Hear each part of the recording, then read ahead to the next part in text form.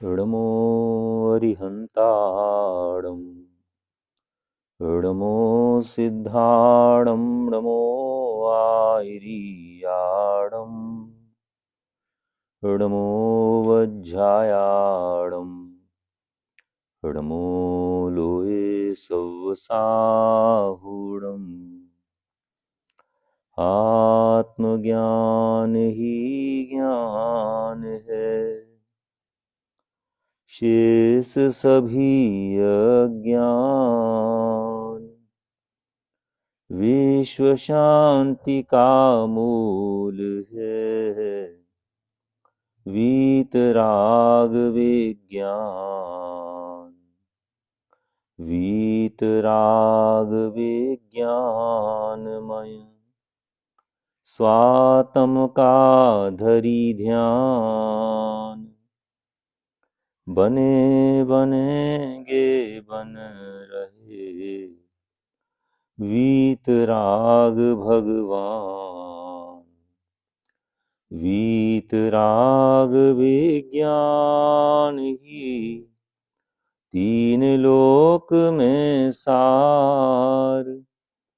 वीतराग विज्ञान का घर घर होवे प्रसार। पंडित श्री रतनचंद जी भारेल की रचना इन भावों का फल क्या होगा, इसके आधार से अपन यहाँ अध्ययन कर रहे हैं। 17वें पाठ से आज इसका अध्ययन अपना आगे बढ़ेगा। संपत सेठ धर्मेश के पिता का सबसे श्रेष्ठ व घनिष्ठ मित्र माना जाता था। वह धर्मेश के पड़ोस में ही रहता था। घर जैसे ही संबंध थे उन दोनों परिवारों में। यद्यपि संपत सेठ अपने गांव में भी आर्थिक दृष्टि से खूब संपन्न था, कोई कमी नहीं थी उसे वहाँ, पर वह महत्वाकांक्षी बहुत था। अतः 20 वर्ष पहले व्यापार के विस्तार के लिए वह उद्योग नगरी बंबई पहुंच गया था।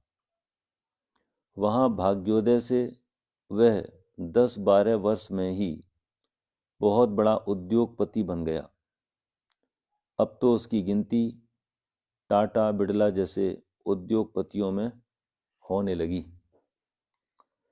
अब उसके पास आय के इतने अधिक और स्थायी स्रोत हो गए कि यदि वह अपने शेष अमूल्य जीवन का एक क्षण भी उद्योग धंधे में ना दे तो भी उसकी आय पर और उद्योग धंधों पर कोई विपरीत प्रभाव नहीं पड़ेगा।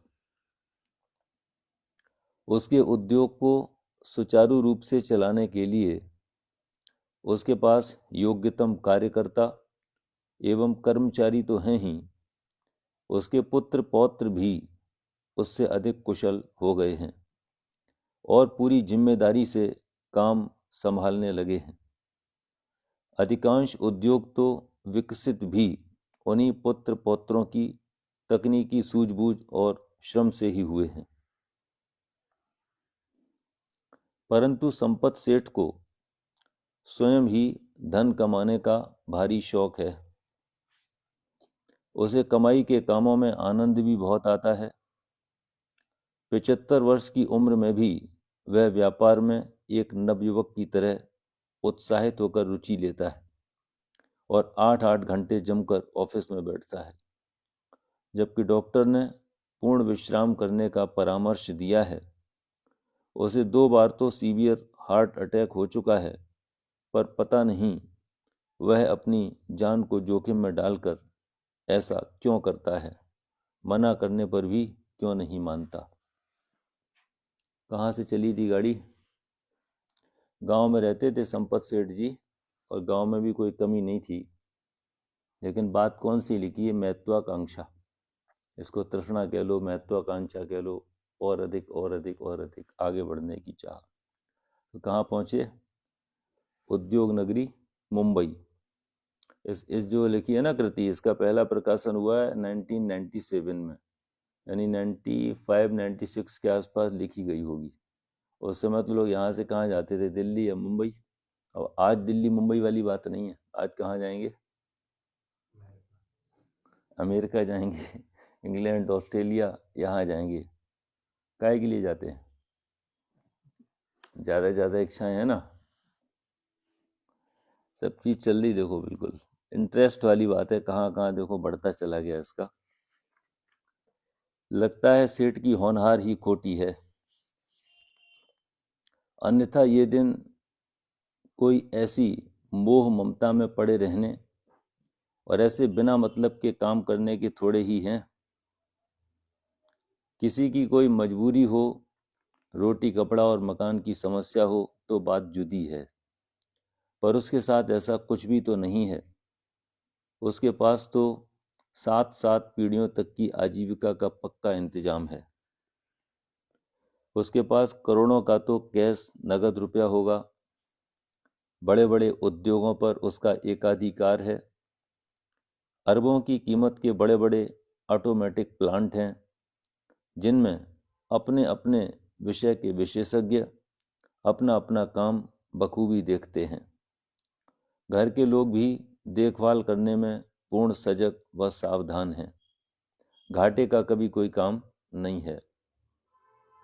बंबई नगर में तो संपत सेठ के कोठी बंगले हैं ही, देश विदेश के प्रमुख औद्योगिक नगरों में भी निजी भवन हैं। तीर्थों और पर्यटक स्थलों पर भी बंगले बनवा रखे हैं। यदि संपत सेठ चाहे तो 24 घंटे फ्री रह सकता है और अपना पूरा समय धर्म ध्यान में लगा सकता है, परंतु वह धर्म ध्यान की ओर बिल्कुल ध्यान नहीं देता है। उसे तो परिग्रह संग्रह और उसके प्रदर्शन में ही आनंद आता है। सेठ अपने वैभव का प्रदर्शन करने के लिए वर्ष में 1-2 बार अपने गांव भी अवश्य जाता और वहां के सामाजिक व धार्मिक कार्यों में अपना योगदान भी खूब देता। आज भी जगह जगह उसके द्वारा दिए गए दान के पाटिये लगे देखे जा सकते हैं। जब तक धर्मेश के पिता रहे तब तक तो सेठ केवल उनसे मिलने ही गांव आता जाता रहा, क्योंकि उनसे सेठ का व्यक्तिगत स्नेह था, घनिष्ठ मैत्री थी। इसी बीच धर्मेश से भी उसका मिलना जुलना होता रहा। हृदयघात के रोगी होने पर भी सेठ अपने आगंतुक अतिथियों को अपना कारोबार, कोठी बंगले तथा चारों ओर बिखरा वैभव घंटों घूम घूम कर नीचे ऊपर चढ़कर उतरकर दिखाता है। क्या चीज दिखाते हैं? परिग्रह का प्रदर्शन। अपन भी करते ना, ऐसे घर बनवाएं तो नीचे भी देख लो ऊपर भी देख लो। सामने वाले को इंटरेस्ट कुछ नहीं है, वो मालूम क्या कहता है, ऐसा ही तो होगा, ऊपर देख लिया नीचे भी ऐसी नहीं, नहीं तुम देख लो नीचे भी चलो, ऊपर भी चलो नीचे भी चलो, सब दिखाते हैं। हृदयघात के रोगी होने पर भी देखो, इसमें एक एक पैराग्राफ, मतलब बहुत ज़्यादा इसमें गहरी गहरी बातें छुपी हैं सब। अपने को अपनी महिमा देखो किससे आ रही है, ये सारे इसमें भीतर क्या अपने अंदर चलता है वो सब इसके अंदर छुपा हुआ है। हृदयघात के रोगी होने पर भी सेठ अपने आगंतुक अतिथियों को अपना कारोबार, कोठी बंगले तथा चारों ओर बिखरा वैभव घंटों घूम घूम कर नीचे ऊपर चढ़ उतर कर दिखाता है। बीच बीच में बिना कारण ओ रामो ओ श्यामो की आवाजें लगा लगा कर अपने अतिथियों को अपने चेतन परिग्रह का एहसास भी कराता रहता है। तो जड़ परिग्रह का एहसास करा दिया और चेतन परिग्रह, नौकर चाकर भी है ना अपने पास काम करने वाले। बेचारे आगंतुक भी सेठ का मनोविज्ञान समझते हैं कि सेठ क्या चाहते हैं, अतः न चाहते हुए भी सच्ची झूठी हाँ में हाँ मिलाते सेठ की मुस्कान में अपनी नकली मुस्कान मिलाते जल्दी ही छुटकारा पाने के लिए कोई न कोई बहाना खोजते। पर सेठ की पकड़ जोंक से कम थोड़ी ही थी जो आसानी से छूट जाए। जोंक कोई ऐसा कीड़ा होता है, पकड़ ले एक बार तो बस सहज छोड़ता नहीं। संपत सेठ चाय नाश्ता के बहाने रहा सा वैभव भी दिखाकर ही दम लेता। देखो, कुशल व्यापारी भी यही काम करते हैं। पहले आपको पूरा माल बेच लेंगे, उसके बाद अभी बस चाय आ रही है बस, और जब तक चाय वो लेके आएगा तब तक वो और अपना कुछ ना कुछ दिखा करके ये भी देख लो, ये बिल्कुल अभी, तो ऐसी चीजें छुपा के रखते हैं वो जो पेट भरने के बाद ऊपर से दिखाई जा सकें। सेठ चाय नाश्ता के बहाने रहा सा वैभव भी दिखाकर ही दम लेता। ऐसा करते सेठ शरीर से भले थक जाए पर मन से कभी नहीं थकता, क्योंकि इसमें उसे आनंद जो आता है। सेठ जिसे अपना सौभाग्य समझे बैठा है, भाग्योदय माने बैठा है, वही उसके लिए दुर्भाग्य बनकर, क्रूर काल बनकर उसे कब धर दबोचेगा, इसकी उसे कल्पना भी नहीं है। उसे नहीं मालूम कि यह परिग्रह नंदी रौद्र ध्यान उसे किस नरक के गर्त में धकेल देगा। धर्मेश ने स्वयं भी संपत सेठ को एक दो बार स्वाध्याय करने और प्रवचनों में सम्मिलित होने की प्रेरणा दी और मौके मौके पर आश्रम में पधारकर लाभ लेने का भी आग्रह किया। और सेठ का सबके लिए एक ही घिसा पिटा उत्तर होता, भाई अभी तो हमें मरने तक की फुर्सत नहीं है। आप स्वाध्याय की बातें करते हो, ये सब काम तो फुर्सत के हैं। जितना बड़ा व्यापार उतनी अधिक उलझन है। फिर आए दिन राजकाज के काम और सामाजिक संस्थाओं की देखभाल, इन सबसे समय बचे तब स्वाध्याय की सूझे ना। सेठ ने धर्मेश को भी यही उत्तर दिया, साथ में यह भी कहा, भाई आपका और हमारा तो पुराना परिचय है। आपके पिता से तो हमारी दांत काटी रोटी रही है और फास्ट फ्रेंड माने घनिष्ठ मित्रता रही है।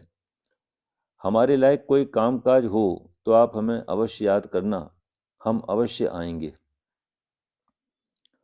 धर्मेश ने भी उसी पुरानी बचपन की टोन में कहा था, संपत काका, आपका वही पुराना परिचय और प्रेम ही तो हमें परेशान करता है, और इसी कारण आपसे बारंबार यह कहने का विकल्प आता है, पर आप तो हमारी बात पर ध्यान ही नहीं देते। जहाँ देखो अपनत्व होता है वहीं कुछ सुधार की बातें करी जाती हैं। बाकी तो दुनिया में कितने लोग हैं, कैसे कैसे काम नहीं करते, अपने को विकल्प आता है इनको संबोधित करें, जिनसे हमारा कोई परिचय ही नहीं है, उनको कौन समझाता है। सेठ की बातों से धर्मेश उसके इस मनोविज्ञान को समझने लगा था कि इसे आदर सम्मान चाहिए, आमंत्रण चाहिए। इसलिए जो उसको विशेष आयोजनों में आदरपूर्वक बुलाता है, वहाँ वह दौड़ा दौड़ा चला जाता है। अतः उसने सोचा, क्यों न सेठ को किसी शिक्षण शिविर के उद्घाटन में मुख्य अतिथि बनाकर बुलाया जाए। एक बार यहाँ आकर यहाँ का वातावरण देखेगा, प्रवचन सुनेगा, तो संभव है सेठ को लगन लग जाए। एक बार रुचि जागृत हो गई तो फिर तो फुर्सत ही फुर्सत है। पर सेठ बिना विशेष आमंत्रण के नहीं आएगा, अतः यथा समय आमंत्रण भेजना होगा। बड़ा सेठ, बड़ा विद्वान, बड़ा नेता या बड़ा अभिनेता, कोई भी बड़ा नामधारी व्यक्ति हो, यदि वह तत्व ज्ञान विहीन है तो उसे बड़प्पन नाम की बीमारी हो ही जाती है। फिर वह छोटे विद्वानों को, छोटे साधुओं को, छोटे प्रवचनकारों को छूत की बीमारी समझकर उनकी उपेक्षा करने लगता है, उनसे दूर दूर रहने लगता है, भले ही वे छोटे उससे बुद्धि बल में, ज्ञान वैराग में बढ़े चढ़े ही क्यों न हो। ऐसे बड़े लोगों का सबसे बड़ा दुर्भाग्य यह होता है कि उनके तत्व ज्ञान प्राप्त करने के अवसर दुर्लभ हो जाते हैं। ये बड़े लोग छोटे विद्वान से तत्व की बात कैसे सुन सकते हैं, भले ही स्वयं को उस विषय का काला अक्षर भैंस बराबर ही क्यों न हो। मतलब उसके बारे में चाहे भले ही बिल्कुल पूरी तरीके से अज्ञानता ही क्यों ना हो, कुछ भी नहीं जानते उस विषय में, उनका यह बनावटी बड़प्पन उनके तत्व ज्ञान में सबसे बड़ी बाधा बन जाता है। ये बड़ी समस्या है। एक तो आदमी होता है मूर्ख, तो मूर्ख को समझाना सरल है, मूर्ख को समझाना सरल है, लेकिन जो है तो मूर्ख, लेकिन माने अपने आप को परम होशियार, उसको समझाना बड़ा कठिन काम है। जो पहले से ही अपने को समझता है आई एम समथिंग स्पेशल, तो उसको बड़ा मुश्किल है समझाना। और जो अपने आप को मानता है भाई हम थोड़ा सीखने की प्रक्रिया में हैं, बालकवत अपने को देखे, है ना, लघुता से प्रभुता आती है, लघुता हो नहीं। अब पहली प्रभुता संपन्न अपने को माने तो कैसे प्रभुता आएगी, तो नीचे गिरने वाला काम। ऐसे बड़े लोगों का सबसे बड़ा दुर्भाग्य होता है कि उनके तत्व ज्ञान प्राप्त करने के अवसर दुर्लभ हो जाते हैं। ये बड़े लोग छोटे विद्वान से तत्व की बात कैसे सुन सकते हैं, भले ही स्वयं को उस विषय का काला अक्षर भैंस बराबर ही क्यों न हो।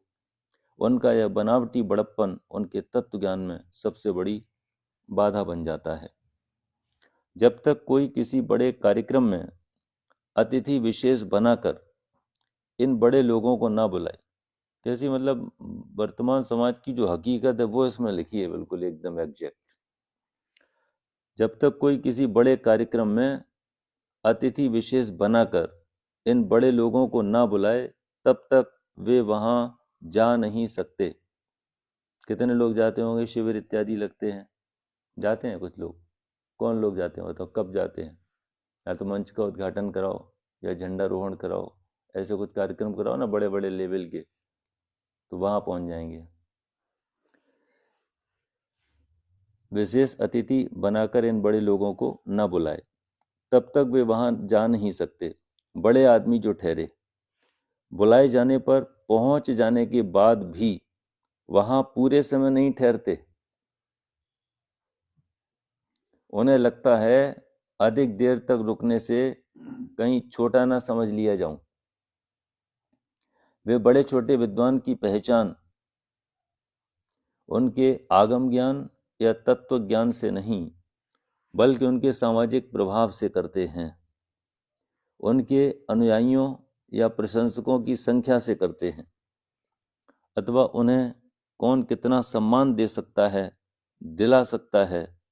ये हैं उनके विद्वानों को बड़ा मानने के मापदंड। पर ये सब तो पुण्याधीन हैं, इनसे तत्व ज्ञान का क्या संबंध? हो सकता है किसी को बहुत आत्मज्ञानी हो, वेद विज्ञानी हो, पुरुषार्थी जीव हो, लेकिन उस प्रकार का यश कीर्ति का उदय नहीं है, तो लोक में ख्याति नहीं है, प्रशंसक ज़्यादा नहीं है, सभा में भीड़ ज़्यादा नहीं होती, ऐसा भी हो सकता है। ऐसे बहुत हैं। ये तो यहाँ तो देखो विद्वान की बात है। अपन मुनिराजों में भी देखें तो अपन क्या देखते हैं भाई, जो ज़्यादा आपको दिखाई देगा स्क्रीन पे, जिसकी सभाओं में भीड़ ज़्यादा होगी। अब ऐसे भी मुनिराज होंगे जिनके बारे में आपको पता नहीं है, वे कहाँ शांत एकांत में अपनी साधना कर रहे हैं, लेकिन भीड़ नहीं है, प्रवचन की शैली नहीं है, कुछ ठीक से समझा नहीं पाए, तो अपने को लगता है हल्के दर्जे के साधु हैं, ऐसा लगता है। लेकिन ये आधार नहीं है। ये तो कोई हो, अगर कोई गलत बात बताने वाला भी और उसका ऐसा यश कीर्ति का उदय, तो ख्याति फैल जाती है अपने आप। इससे तत्व ज्ञान का कोई संबंध नहीं है। यद्यपि तत्व ज्ञान के प्रचार प्रसार में सातिशय पुण्योदय का भी योगदान होता है, हर किसी की बात कोई मानता नहीं है, पर ऐसा तत्व ज्ञान और पुण्योदय का मणि कांचन योग तो बिरले विद्वानों के ही होता है। माने दो उत्कृष्ट चीजें मानो एक साथ मिल गई, एक तरफ तो सोना और दूसरी तरफ रत्न, उसमें जो नग लगा हुआ है। यह बात इन श्रीमंतों की समझ में नहीं आ सकती। संपत सेठ भी उन्हीं श्रीमंतों में से एक है।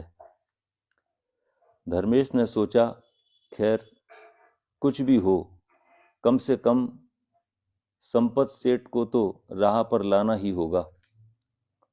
पिताजी की पुरानी पीढ़ी में एकमात्र यही तो बचे हैं जिनको हम बचपन में प्रेम से संपत काका कहा करते थे, और संपत काका भी हमसे खूब प्यार किया करते थे। जब से वे गांव छोड़कर बंबई चले गए और वहां जाकर उद्योग धंधों में उलझ गए, तब से उनका मिलना जुलना भी सहज नहीं रहा। उन्हें भी बड़प्पन की बीमारी हो गई। जो भी हो, एक बार संपत काका को बुलाना तो है ही।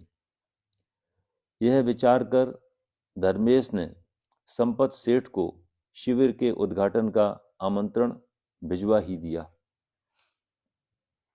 संयोग से धर्मेश भी तत्व ज्ञान के सतत अभ्यास से ज्ञानी तो हो ही गया था, उसका बाह्य व्यक्तित्व भी प्रभावशाली था। उसमें तत्व ज्ञान के साथ पुण्य व पवित्रता का भी ऐसा सुमेल था कि उसकी वाणी का दूसरों पर अच्छा प्रभाव पड़ता था। धीरे धीरे उसके प्रशंसकों एवं अनुयायियों की संख्या भी बढ़ने लगी और उसका नाम व यश हवा में गंध की तरह चारों ओर फैलने लगा। धर्मेश की गिनती भी बड़े विद्वानों में होने लगी थी। बाल ब्रह्मचारी एवं आश्रमवासी होने से सामान्य जन तो धर्मेश को संत ही समझते थे। अध्यात्म विद्या का लाभ मिलने से निकट संपर्क में रहने वाले प्रायः सभी लोग उसे आदर भाव से गुरुदेव कहने लगे थे। जिससे तत्व ज्ञान का लाभ मिलता हो उसे गुरुदेव कहना कोई अनुचित भी नहीं था, अतः उसने भी प्रतिकार नहीं किया। गुरुदेव के नाम से विख्यात धर्मेश के आश्रम में बड़े बड़े सेठ व बड़े विद्वान भी बेझिझक आने जाने लगे थे। इस समय धर्मेश अध्यात्म गगन में उगता सूर्य साबित हो रहा था, और उगते सूर्य को नमस्कार करने की परंपरा बहुत पुरानी है। यही वजह थी कि धीरे धीरे बड़े बड़े लोग भी धर्मेश के द्वारा प्रतिपादित तत्व ज्ञान का लाभ लेने के लिए भारी संख्या में वहां पहुंचने लगे। संपत सेठ से भी धर्मेश का यशस्वी व्यक्तित्व अनजाना नहीं रहा, अतः उसने भी यथा समय शिविर के उद्घाटन करने की स्वीकृति सहर्ष भिजवा दी थी। शिविर का उद्घाटन समारोह प्रारंभ हुआ। संपत सेठ मुख्य अतिथि के पद पर आसीन थे। शिक्षण शिविरों की आवश्यकता एवं उपयोगिता विषय पर धर्मेश का हृदय स्पर्शी मार्मिक भाषण हुआ, जिसे सुनकर सभी गदगद थे। भाषण में धर्मेश ने कहा, देखो भाई, यह बात विचारणीय है कि जब कोई व्यक्ति 2-4 दिन की यात्रा पर घर से बाहर जाता है तो वह नाश्ता पानी और पहनने ओढ़ने के कपड़ों की व्यवस्था करके तो जाता ही है, कब कहाँ ठहरना है, वहाँ क्या व्यवस्था होगी, इसका भी पहले से ही पूरा सुनियोजित करता है और करना भी चाहिए। अन्यथा जो परेशानियां होती हैं उनसे कोई अनजान नहीं है। जब ट्रेन में एक रात बिताने के लिए महीनों पहले से रिजर्वेशन कराए जाते हैं, 100 रुपये अतिरिक्त देने पड़े तो वे भी देते हैं। 1000 रुपया रोज के होटलों में महीनों पहले कमरे बुक कराते हैं, तो हमारी समझ में यह बात क्यों नहीं आती कि इस जन्म से अगले जन्मों की अनंतकालीन लंबी यात्रा करने के लिए भी कहीं कोई रिजर्वेशन की जरूरत होती है, जिसका रिजर्वेशन इस धूल मिट्टी के धन से नहीं बल्कि धर्म के धन से होता है। अरे भाई, 60-70 साल के इस मानव जीवन को सुखी बनाने के लिए जब हमें दिन रात के 24 घंटे भी कम पड़ते हैं, तो उसकी तुलना में अनंत काल के भावी जीवन की लंबी यात्रा के बारे में हम क्यों नहीं सोचते कि उसको सुखमय बनाने के लिए हम क्या कर रहे हैं, और जो भी धर्म के नाम पर कर रहे हैं क्या वह पर्याप्त है, क्या वह सही है, इसका भी लेखा जोखा कभी किया है हमने? भविष्य को सुखमय बनाने की बात तो बहुत दूर की है। अभी तो वर्तमान के सुखाभास के चक्कर में ही हम आर्त रौद्र ध्यान करके अपने भविष्य को अंधकूप में धकेलने का ही काम कर रहे हैं।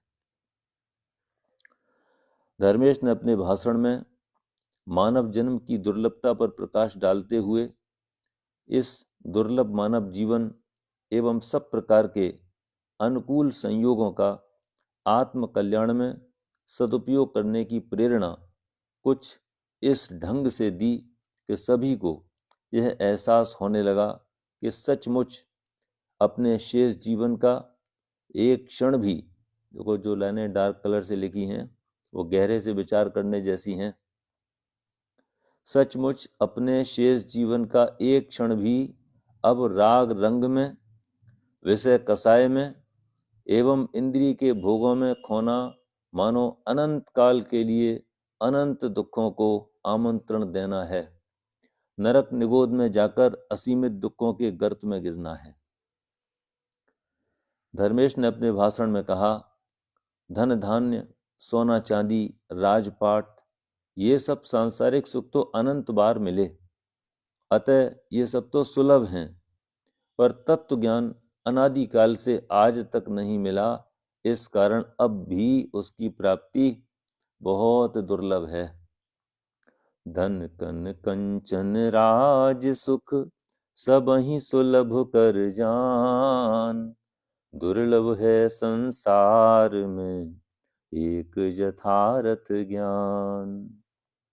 अतः अब एक क्षण भी इन विषय कसायों व राग द्वेष में बर्बाद करना उचित नहीं है। और सुनो, व्यवहार धर्म भी हमने बहुत बार पालन किया, इतनी बार तो हम दिगंबर मुनि बने कि यदि हम अपने उन पिक्षी कमंडल के ढेर लगाएं तो सुमेरु पर्वत बराबर ढेर होगा, फिर भी तत्व ज्ञान से अछूते रह गए। अतः अकेले व्यवहार धर्म में ही अटके नहीं रहना है, बल्कि इसी जीवन में यथार्थ तत्व ज्ञान प्राप्त करना है। तो कहे बिल्कुल समाज का जीवंत चित्रण है, ऐसी स्थिति आज पूरी तरीके से।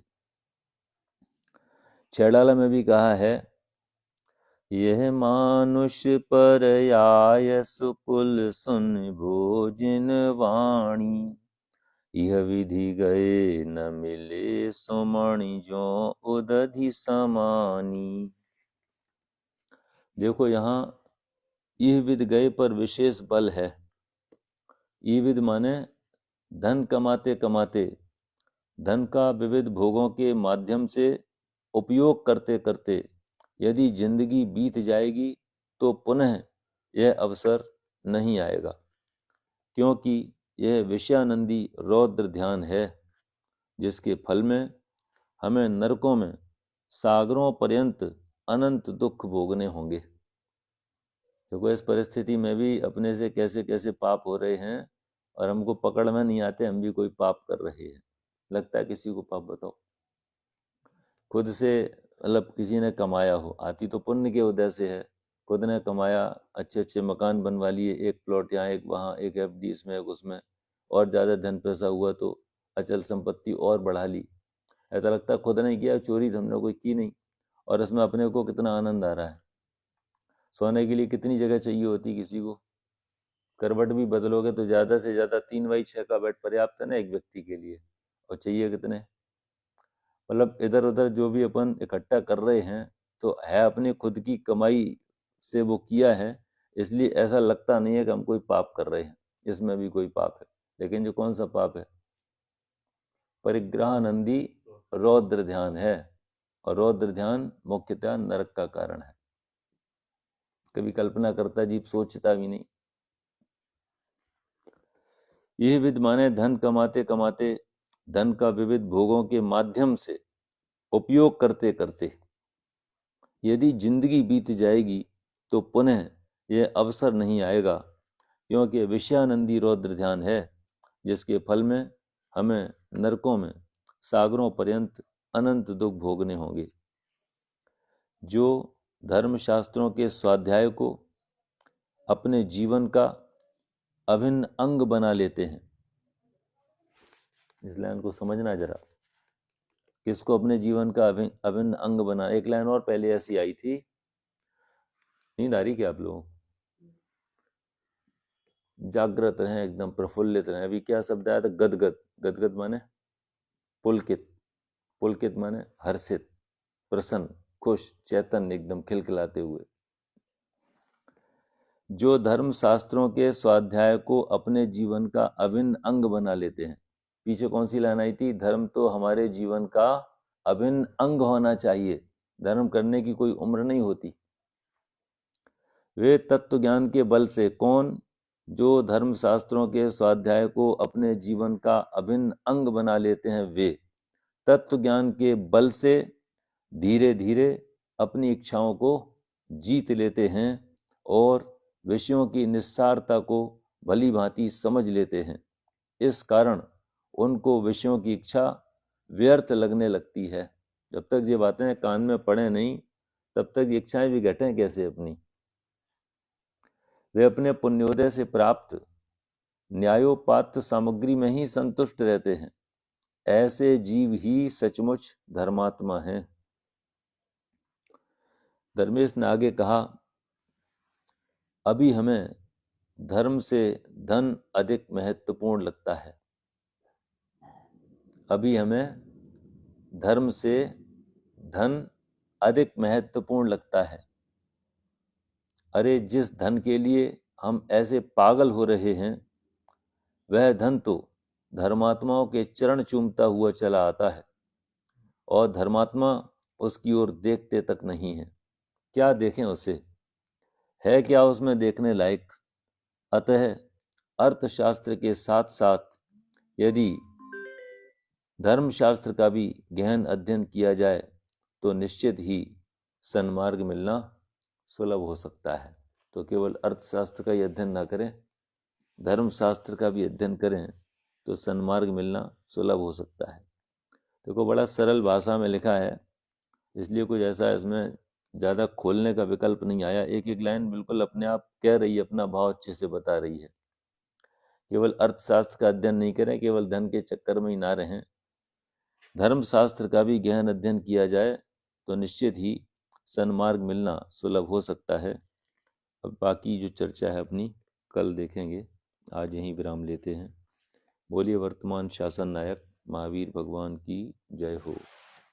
सहजानंदी शुद्ध स्वरूपी, अविनाशी में आत्म स्वरूप। सहजानंदी शुद्ध स्वरूपी, अविनाशी में आत्म स्वरूप। सहजानंदी शुद्ध स्वरूपी, अविनाशी में आत्म स्वरूप। निज निधि निज में बताई, यह अनंत उपकार है। उसके लिए जिन वाणी माँ को वंदना शत बार है।